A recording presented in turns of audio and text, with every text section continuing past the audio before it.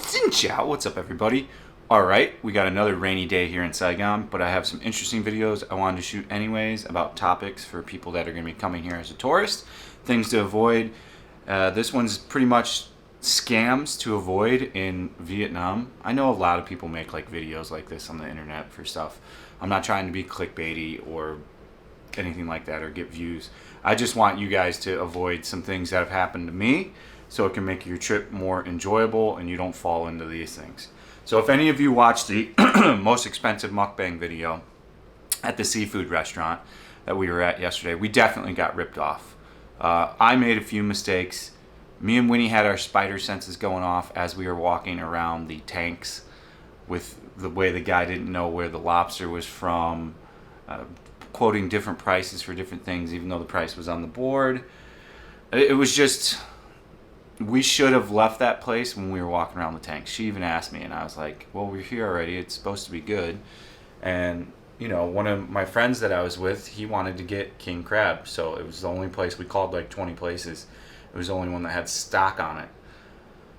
The first big mistake we made, when you get seafood, they weigh it. And if you're at a reputable seafood place, they almost don't even let you not see it get weighed. They take you to the scales with it as they pull it out. This place was very comfortable with us just picking it out, saying what we wanted, and then us going back to the table. That is an error that I know and should have caught, but didn't because I was doing so many things and having conversations and kind of got caught up in the moment. So you want to see it weighed out. You want to know the price before you say yes.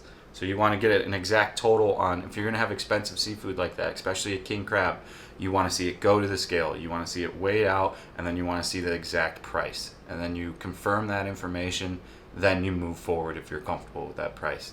8.7 million for what we got. We got ripped off by 3 million, 4 million. I think we could have easily got that stuff for 4 million if it would have just been me and my wife and some other Vietnamese. I don't know if we got gringo checked or what, but the place definitely hosed us. You know, none of that food that we really got is hard to get. It's almost always in season. Granted, that we're big manis and stuff, but it's just something you want to avoid getting yourself into. You know, it's a real quick way to make your judgment on Vietnam turn pretty quickly if you're just on a vacation. So don't do what we did last night. Get it weighed, watch it get weighed, get the price, confirm the price. The other thing they tried to do is try to charge us for 12 beers when we had 4 beers total. Literally, we didn't have much beer at all. Like, I'm not drinking much, so, and neither was anybody else. We each had 1 beer. So, I mean, they tried charging for 12. They kept saying the cans on the ground. I think the cans on the ground were already there, or the table next door kicked them over, which is a common thing people do in Vietnam sometimes. We ended up settling on 6, but it was still ridiculous. So just be mindful of that stuff. Look on the floor if you're at one of those like beer drinking restaurants. If it's a beer drinking restaurant where they count the beer by putting the empty bottles on the ground, which is how they do check the bill for the beer, make sure there's none on the ground before you start drinking, and count as you go so you know what's going on. So to stay in true form with this video, if you do like it, I would appreciate it if you subscribe to the channel. If not, no worries. Yeah, but if you do find my information useful, it would be really cool if you did subscribe and hit the like button, and maybe dropped a comment if you want to. Or if you do have anything to add to this, that would also be awesome if you dropped it in the comments. So the next thing I want to talk about is bars, particularly bars that have women running them. Lady bars, essentially, is what they call them here. I recommend you don't even go. It's pretty much a waste of money. You cannot run up a bill there. You can't wait to pay the bill. You can't put things on a tab at those bars. Those places are absolutely notorious for charging 15, 10 million, 20 million, 30 million. I saw one guy even got wrecked for 50 million. Especially if you're getting drunk, buying ladies a bunch of drinks, they'll start just tacking shit onto that tab as you get drunk. So if you are going to go in there, it's fun to like check out one time, go in there, have a few beers. That's really all you need to do. Get your check after every drink. Every single time, get your check. Do not pay on a credit card or a debit card. They'll just forgery sign your name on that shit and charge it for however much they want. Take cash, only pay cash. Do not let it open them to a tab and do not pay on a card at those places. They're notorious for doing that. Boivin, as far as lately, has been a complete shit show. Everything's completely overpriced. That's why you don't really see me go there much. I have really no interest to go there, but the pricing there has just gone completely insane since they're fully open again and having some kind of tourists come back. Inflation has gone out of control there. It's no longer that fun of a place to go drink. Things are expensive. There's a few places where you can still get a cheap, good beer. That's going to involve the little seats, not inside of a club. Any club with the balloons and stuff is going to be way expensive. I recommend you avoid that. Maybe one time. Don't get in the habit of going there and spending money at those places. You're just going to lose a bunch of money. You know, Boivin, once upon a time, 2-3 years ago, was actually pretty cool and affordable. A lot of those clubs weren't that expensive. A balloon was $100K, you know. A balloon's got nitrous oxide in it, if anybody is wondering, which is legal here. But now that stuff's, you know, I've seen guys paying $300K for a balloon. I've seen guys paying $200K for just a Jack and Coke. I mean, the prices are getting $100K for a beer at some places, for a Tiger, for an 18K Tiger. I mean, it's getting to the point of where it's, you know, they're trying to make too much money back. So I don't recommend that you waste too much money there at those expensive places. If you do want a cheap drink there, you're going to want to sit on the little plastic stools where it's like kind of a restaurant, and they pushed out into the alleyway there, the street. Beers still are 30-40K there, so much more affordable. Again, always pay after each beer. Pay by cash. Don't be using a card. The only time I recommend you really use a card is for hotels and restaurants, reputable restaurants, you know. So there's all kinds of other grifts and grafts too. Nothing's too major here. Of course, you know, I've talked about this in the tips video. Petty theft is kind of a big thing here.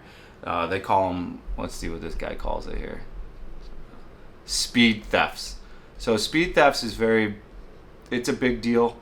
It's pretty, a lot of people have gotten a phone grabbed or things like this.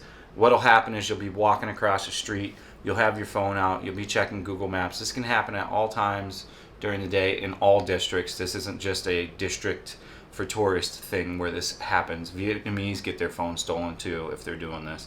So if you're walking across the street, you've got your phone out, a guy just comes by on his motorbike going 30-40 kilometers an hour and just takes it right out of your hand, man. And it doesn't matter if you can brick the phone. They just use it for parts if it gets bricked. So for them, it's a quick way to make 2, 3, 4, 5 million, maybe some more if it's like a new iPhone, maybe 10 million, 15 million. So guys, you just got to be really careful with that stuff. I've always recommended that you get a man bag like Mr. Bear has on. If you check out my buddy Mr. Bear, my only friend in life, he's got the Adidas man bag on. And if you notice, it's right across his chest. So that's purposely why I bought him out today, to kind of demonstrate what you want to have when you're walking around. Something like this is great. For me, I can't use this because I always have camera equipment on me. But for one of you guys here that are just coming here to go hang out and to maybe do some drinking and a little bit of partying, this is the way to go. It's across your chest. You put your wallet in here. You put a few dong in your main wallet, and then you take, if you're carrying around, I wouldn't carry ever more than 3 million dong on me, ever, in Vietnam. You can do what you want. I mean, personally, I'm not going to carry around more than 3 million. I would probably tend to have 500K in my wallet, and then I would put the other in some kind of hidden compartment on the inside. So, and keep everything in there. Never put your cell phone in your pocket or your wallet unless you have zipper pockets. I think it's just a terrible idea. You're going to get pickpocketed, especially somewhere like Bui Vinh. Pickpocketing is gigantic in Bui Vinh. You can just type in Bui Vinh pickpocketing and you'll see entire teams working the whole street. So they used to use the Alibaba the kids, but the kids haven't made a real return yet. So this is vital. Don't go mobbing around with your passport either. I see guys do that too. It's just not a good idea. Get yourself a man bag on day one. Go to Ben Thanh Market, which is what we're going to talk about now. A lot of people have been struggling with Ben Thanh Market as they've come here in the past months. A lot of people are getting quoted insanely high prices. I'm going to make it super easy for you. Nothing at Ben Thanh Market, I mean nothing, is more than 200K there. Nothing. There's not one product there that's worth more than 200K unless we're talking like gold at one of the gold jewelry stores. Literally, that is the max for everything. Like, if it's going to be a shirt like this is not a Benthon Market shirt, but if it is going to be a shirt like this, like something like this goes for $100K. These shirts go for about $100K, not a dollar more than $100K. If you're feeling kind and you want to help the lady out, $120. And if you're feeling real generous, $150. But you have to cap yourself off at $150. A hat, like, I don't have one of the Benthon hats on, but like a cheap knockoff Adidas hat, $80K. I mean, not a dollar over $80K. Any kind of bag like this, $100K. I think I got this one for $80. Depending on how big the bag gets, like a backpack can be up to $200 to $300K if it's an actual big size backpack. But there is nothing that's over $300K there, I promise you. $200K should actually really be your max. All that stuff is fake, and it's super bad copies. It's like third, fourth copies. It's not even first or second copies. They buy this stuff in extreme bulk. They get these shirts for $10K usually because they're buying so many of them at one time. They're buying literal half a truckloads. And they each have storage areas in that Benthon marketplace for that stuff. So let me put Mr. Bear back in his realm. So they're buying that stuff in great bulk. So they're able to make great profit margins at even 100, 120, and 150. So, and don't go, you don't need to help these people out that much. This is what they do. They've been doing this for most of them 15, 20, 30 years. So do not waste your money there. If you want a slightly better product without less haggling, it's actually, if you want a superior product, go to Saigon Square. Now, if you want to see me at any of these places, just type in Fat and Broke Saigon Square, Fat and Broke Benthon Market, Fat and Broke Russian Market, and you'll find all the stuff and the tips and tricks on how to do those markets. There's no need to go in there and get berated and beat down by these sellers. It's very easy to handle them. You say, I'll pay $150 and just walk away. Don't even have a conversation. Don't haggle. Just set your price, whatever you're willing to pay, and walk away. That's all you have to do, literally. And 9 times out of 10, she'll go, oh, come back, be quiet. But okay, we'll do it. So, especially if the market ever gets full again, which I think we're years away from that, most likely. I don't see a full recovery for Benthon Market for a long time, if ever. There's plans to completely redo it, which is probably in their best interest to like actually make it all modern and get some better things in there and not make it all the same thing in the same place selling the same stuff. So you set your price and you walk away. It's going to be the same thing at Saigon Square, but there's not as much haggling. There's almost zero headroom for haggling. The things at Saigon Square are actually sometimes off the production line, but they didn't make it quite on the quality check. Some stitching might be off, stuff like this. So some of that stuff can go as high as $350, $400K there, $500K if it's something really nice. Also, their copies are first copies usually there, so it's a much better quality. If you buy like a bag, it's going to last a much longer time than what it would in the Benthon Market. Same with shirts and all that stuff. And they have better design stuff there. Saigon Square is my preferred place to where if I actually want to try to buy something and use, that's the place to go. I no longer really buy anything at Benthon Market. You can't wash it. It doesn't last long. It's pretty much throwing money away at this point. I do recommend you go there and buy something though, especially if you've never been there. But for me, I bought so much stuff there, there's no point for me to do it anymore. And then the next market I want to talk about is the Russian market, which has a lot of jackets, coats, pants, nice stuff as well. It's pretty much the same as Saigon Square. Same thing applies there, not much haggling. Usually it's a set price. Sometimes you can get 20K off, sometimes 0K off. But they don't really do haggling there. But both those markets I like, Russian market and Saigon Square. They're pretty decent. The other kind of scam thing I want to talk about is the motorbike taxi guys. So the random motorbike guys that are just sitting on their taxi and are like, yeah, you need to go somewhere. I don't recommend it. They'll quote you a price and then they'll take you to the place. They might even take you a long about route because you don't know where you're going. And then they'll say a new price when you get there. And then they'll escalate it extremely fast and start yelling, and most tourists just want to get out of that situation, so they'll just pay whatever the marked up fee is from what he agreed on before you got on the taxi. If for some reason you're really hankering to take those taxis, negotiate the price at first, say it multiple times, and confirm it, and then I guess if that's what you want to do. there's really no reason to do that now that we have Grab and all these ride-hailing services. I highly recommend you download Grab the second you get here and use that. It's got the guy's plate number, it's got his picture, it's got his vaccination status if you're into that. So I mean, everybody has to be vaccinated that drives for Grab, I do believe. So that's the way to go. Also taking a Vinasun taxi. Now there can be taxi ripoffs with those, with like a Vinasun and these other companies. I had it happen to me once where the guy drove me all the way out to D2 and we were going from Boivin back to my Ho Hao Han, which was like, I don't know, 5 minutes from Boivin. I ended up calling Winnie. It was right when we first were dating. I've said this before on a video, but yeah.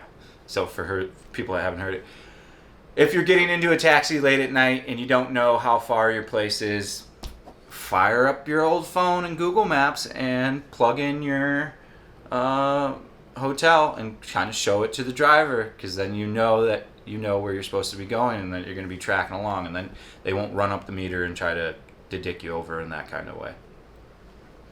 So, other things I can really think of scam-wise, it's very minimal. It's not a very scammy country. You know, there is a KTV scam I was a part of once where my buddy took me out with his Vietnamese friend that he made, and that guy took us to some KTV and put us in a room, and they bought in a case of beer. None of us drank. I think one guy had one beer. They brought in these like 35-year-old ladies, these 40-year-old women that no. And we all said no. We ended up leaving in 15 minutes. I think one guy sang a song, another guy sang a song. There was 1 or 2 beers drank. They tried hitting us with like a $4 million bill. We're like, I was the one that ended up having to throw a fit, and I just happened to yell back louder. So we got out of that situation. But you need to be aware of stuff like that. You know, after I poked and prodded, I found out that my buddy's Vietnamese friend, his friend owned that KTV place. So what he was trying to do is essentially scam us and try to get probably some kickback from his friend's KTV. Again, this is not going to be a common scam at all. As for a whole, I don't find Vietnam to be that scammy at all. It's pretty much use your brain type deal. This can be probably applied to a lot of countries, not just Vietnam. If you're smart about stuff, you're probably not going to have any of these things happen to you. So I think that's, you know, all I really have for as far as the scam thing goes. Yeah, I got no more. I'm reading through a couple of lists, and some of them are just insane. The thing. This one's banging on about fake leather. Yeah, a lot of the leather's fake. Anything that's supposedly leather at Bentham Market's fake. So I think we covered everything. I hope this helps you on your trip. Know that Vietnam is not a super scammy place. It's pretty good. Just use your wits about you. Don't fall into the things I talked about, and you'll have a fantastic time on your trip in Vietnam. I absolutely love it here. I've been here for about 3 years. I have all kinds of information videos. If you're new to the channel, if this is one of the first videos you've watched, we have all kinds of content. I travel all around Vietnam. I travel to other countries. Anything that you can think of, it's probably on my channel. Anything news related, any kind of tips, any kind of food. I've done a lot of mukbangs, all kinds of stuff like this. So I hope you find what I had to say useful. Stay frosty. Thanks for watching. See you on the next one. Peace out.